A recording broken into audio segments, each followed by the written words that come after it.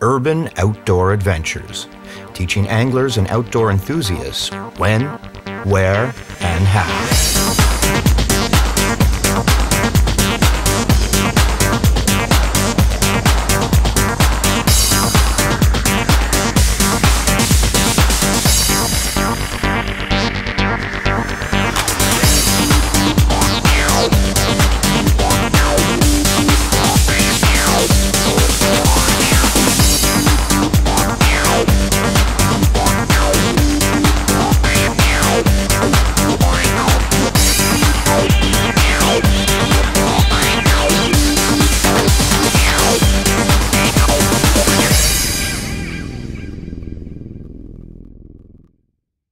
This week on Urban Outdoor Adventures, Shaun and Scott are camping on one of the many pristine back lakes located in Peterborough County. This particular lake is located near the scenic town of Kinmount in Peterborough County, in the province of Ontario. Kinmount is located only 2 hours from the city of Toronto and a mere 40 minutes from Peterborough, Ontario. The body of water that the boys are fishing is private property. Due to the wishes of the landowner, we have agreed not to name the lake. Shaun and Scott simply got out their Ontario map and researched several back lakes that appealed to them. After contacting the landowner for permission, they began to plan their trip. Many areas of Peterborough County offer vast wooded areas that cloak numerous small lakes. To locate your very own pristine oasis, it may be necessary to head deep into the bush. You might just find that magic fishing hole. When venturing this far off the beaten track, make sure to have everything you need to set up a comfortable camp. Shaun always makes a checklist for all his fishing and camping equipment. Make sure you pack sufficient food and water. When in the bush, it's not unusual to stumble across some beautiful wildlife. You will likely see animals that would not readily show themselves in more inhabited areas. Shaun and Scott were fortunate enough to witness a mature moose cow and her calf swim across the lake just yards away from them. Exercise extreme caution and keep your distance if you encounter any large wild animals, especially if they are with young.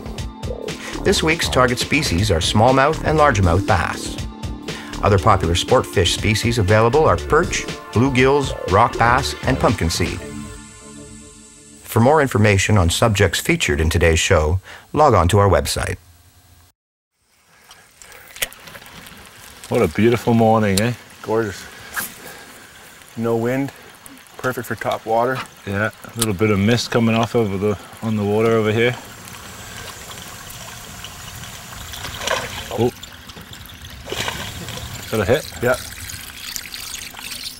Do you like this color, it seems? Yeah, that silver belly. Yeah. So that weed bed's right out here, you say? Oops, missed him. I wasn't even looking. Yeah, it should be anywhere. If you cast straight ahead, you should almost be close to it. Yeah, straight up the bow. It's the beauty with these back lakes, eh? There's nobody here. We're the only people on the water. Nice and quiet. Yeah. Lots of shoreline to fish. Nice and quiet till I fall off the bow of this boat. You can cover a lot of water with these lures. They go cast quite a distance. They cast like a bullet, don't they? Like a football. Yeah. It's good, especially fishing topwater when it's quiet like this, because it allows you to be a little more stealthy and stay, like if you're fishing shorelines or whatever, you can stay a little further out. With some baits, you pretty much got to be on top. There you go. There he is. Perfect. You laid, like you said. Yeah. It's funny how. Oh, I couldn't get the hooks in because he's so far out there. That's a long cast. Yeah. And I didn't want to give him slack and try and set it again. That was a better fish, I think. Yeah, it's funny how you just know there's a fish. I just knew there was going to be one, and he hit it right off the bat. Bass area. You know, I don't care. That's it. Just getting them hit like that, that's fun. There we go. There's one. Another little guy, though, I think. Logs. Right out of the wood. I think it's that brother of that one you had. Like I say, though, they're all fun when they hit these top waters.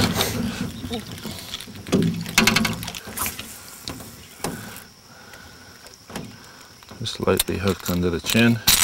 Woo! Watch yourself. Slipped off the seat. You get that? I can't get my hand in his mouth because there's so many hooks sticking out of it. That's where you almost want to tire them out sometimes so they don't have any spunk when you're taking those hooks out. Yeah. Little buggers. Look at the seats are just black, eh, from that dust on the way in yesterday. No paved roads. No. Come back here. That's nice. When you get here, at least you know you're going to be alone. This is true. Yeah, I don't think there's anything better than topwater for bass. On a little back lake in the middle of nowhere. Get out of that tent in the morning and just jump in the boat and away you go.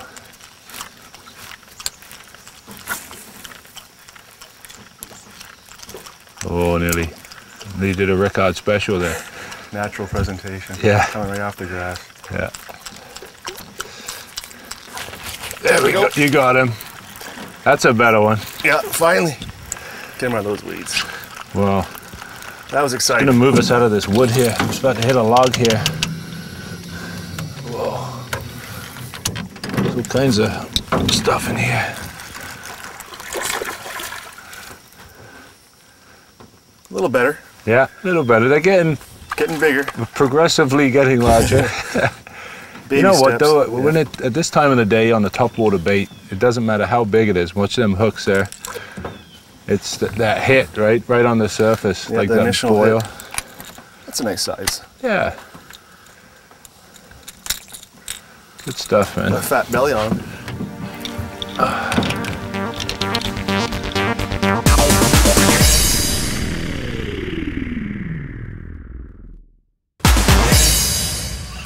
Off this deep back edge here. He hasn't come up yet, Come has in the weeds. Oh, he's not that big. No, he's just wrapped up in weed. I don't know, They hit hard though. They feel double the size. Like they hit like they're 2 pounders or 3 pounders. I tossed it just out over the steep edge and he grabbed it as soon as it hit the water. I think it must be that competitive nature they have in here for food because it's just so many. Unbelievable. Off here, yeah.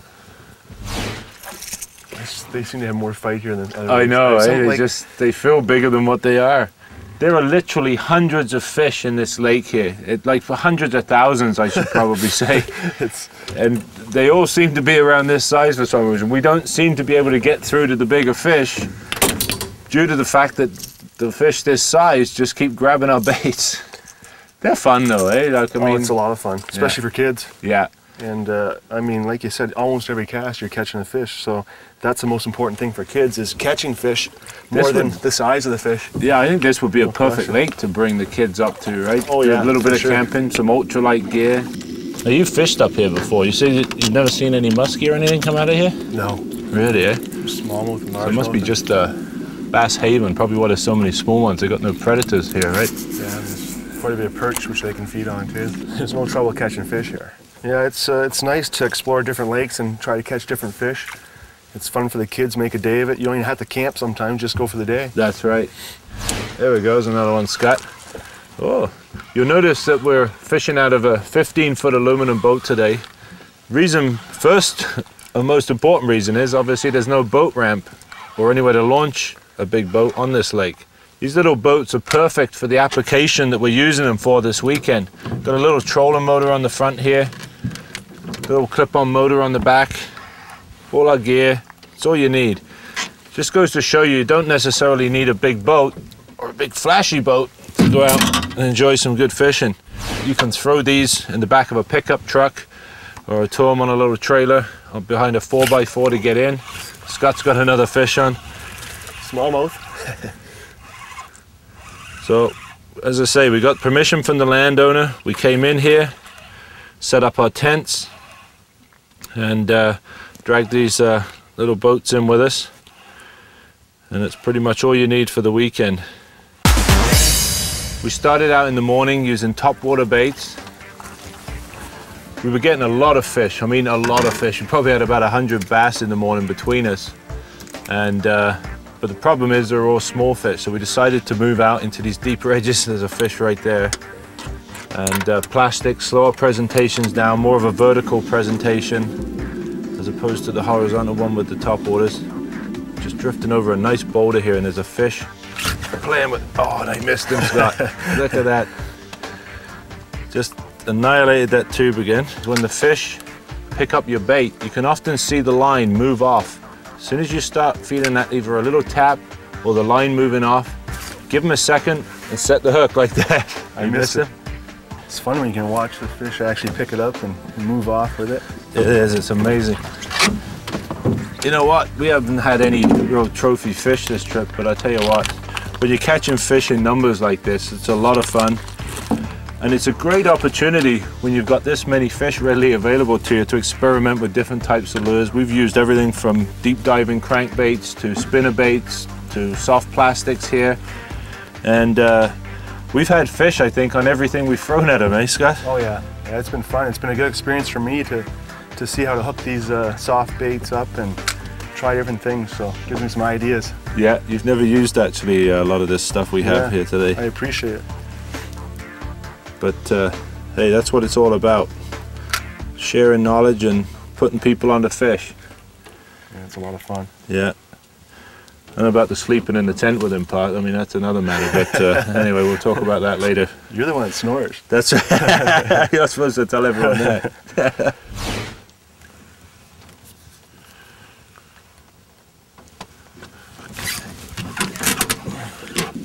Oh yeah. Oh hey, yeah. Hey, we hear that? Drag.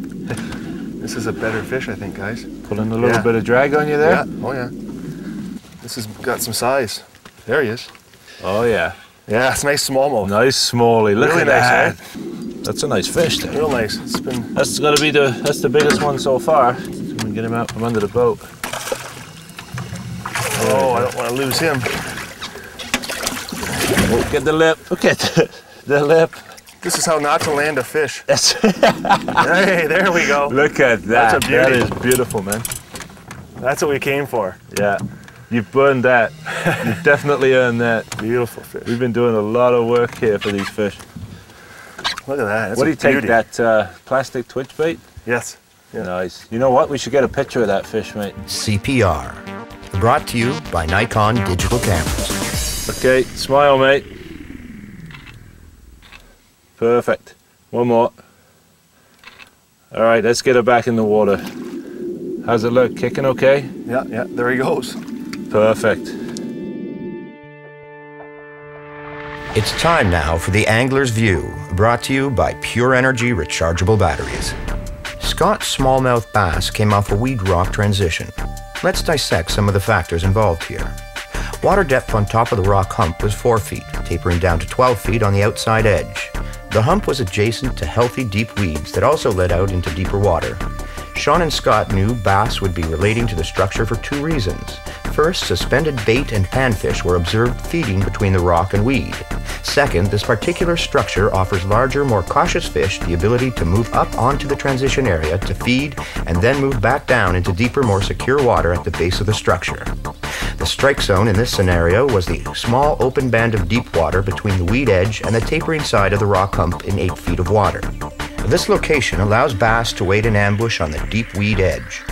The rock hump allows bait fish or crayfish to be corralled fairly easily, offering little opportunity of escape for the unsuspecting prey. When fishing a new lake, look for areas that offer structure close to deep water. Locate humps and weed edges that emerge up from or drop off into the main lake basin. This particular body of water has an incredibly large population of bass that have no natural predators. This made it difficult to get a bait to the larger fish. Scott's larger smallmouth hit a salt-impregnated plastic twitch worm rigged on a weighted hook. Other great search baits for locating fish in midsummer are spinner baits, tubes, crankbaits, topwater baits, and jerk baits. Try slowly working tube jigs along deeper edges later in the day. For more information on subjects featured in today's show, log on to our website. We've come across a rock here. I can't get this peg in. What'll happen is on a lot of these islands and sort of rocky points that we camp on, you've got a dense layer of like peat moss on top of rock. So many times I see people trying to hammer the peg in, end up bending it. The secret is you've got the layer of peat moss here with rock underneath. Take the peg in at an angle, point it in towards the tent so it gives it leverage this way, and then just jiggle it along that rock and just jam it in as hard as you can, and that'll hold enough to stop your tent blowing away. The particular tubes that we're using here and the twitch bait that Scott's using, or just lost right there. We've gone through a few packs of those this weekend. They're actually impregnated with salt. You'll see salt in the package, but also when they pour the plastic, there's salt right into the plastic too. So when the fish pick these up, it tastes good. Well, that's a nice small one, a little better. Yeah, just out in a little bit deeper water here. Whoa. That lure's got the perch colors in it, doesn't it? I tied on this little bit of a deep diving crankbait there, the nice lip on it. Just annihilated that thing. Nice little back lake smallie. Whoa, nice, there we go. Hey, acrobat. We're fishing a weed point here. Quite amazing to look at. The weeds are a light color, and we've drops down into very deep water here. And these smallmouth are just hanging on the outside edges. We had a couple of perch following earlier, so we're assuming that these fish are probably feeding on the perch that are there. You got one there too? Yeah. This is a nice spot. There we go. Long fish, but very skinny. Better fish? Smaller than yours. Hey, I'll let you handle him. You need the pliers? I'm all right. Thanks.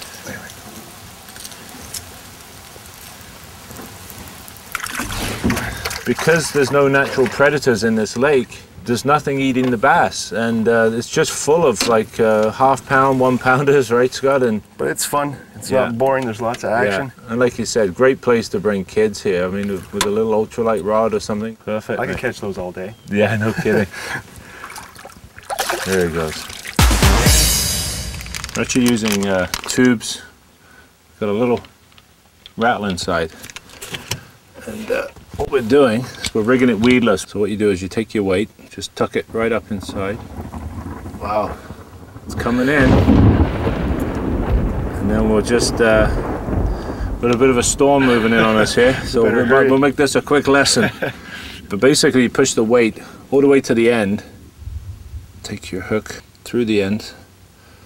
Just trying to meet up with the eye on the weight, yeah. And we push it through, so it actually comes through the eye of the weight. So once it goes in and locks in like this, now that weight is locked on the bend of the hook here. Mm-hmm. Then we take the hook, take it through the very bottom of the tube, just bring it up, and there you go. It's rigged weedless. Mm-hmm. As the rain's coming. Let's cut that and get the out of here. Jeez. Okay everyone, we're getting out of here. The boats are loaded up, but I want to show you what we were using and what was working for us this weekend. Got a topwater walking bait here. We started out with these in the morning. Get that side-to-side action going. Due to all the small fish hitting our topwater baits, we decided to head out to the deeper weed edges with these deep diving crankbaits. This one in a perch pattern, the jointed model that I showed you there before, and the stick body right here in the hot chub pattern. Worked very well. Later in the day, when the sun was up, we started going along the deep drop-offs, fishing these plastic twitch baits. These are rigged weedless. You've got a little weight in here that'll help that swim down, especially when fishing those deeper weed lines. And good old tubes. Always a no-brainer for bass. I like to rig them weedless style based on the fact that we were fishing tapering weed lines and so on. We're using 2 different types of tubes here, and the stick baits that we were using that Scott got his large smallmouth on. As far as rods and reels go, with the crankbaits and top water baits, I always like to use a bait casting reel. Got a 6'6" medium action bait casting rod. For the plastics, got a medium size spinning reel here spooled with 30-pound test and a 6'6" medium action spinning rod.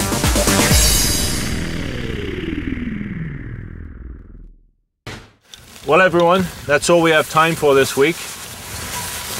We got a lot of fun, eh? Oh, it was a great time. Lots of fish. We probably had 200 fish this weekend. Nothing real big, Stayed here a little bit longer than we anticipated, which is why we got to get this camp down before it gets dark and get out of here. I want to thank you for coming on the show again, Scott. A lot of fun, mate. Thanks for having me. And all I can say to you is get a map, do your research, find a little lake somewhere, make sure it's not private property, and have some fun bass fishing on a back lake. It's a lot of fun. For now, I'm Shaun Rickard. Thanks for watching. We'll see you next week for yet another urban outdoor adventure. Let's go, mate. Okay. Oh, it came off. Little bugger. Annihilated my tube. It's a little slippery in here right now.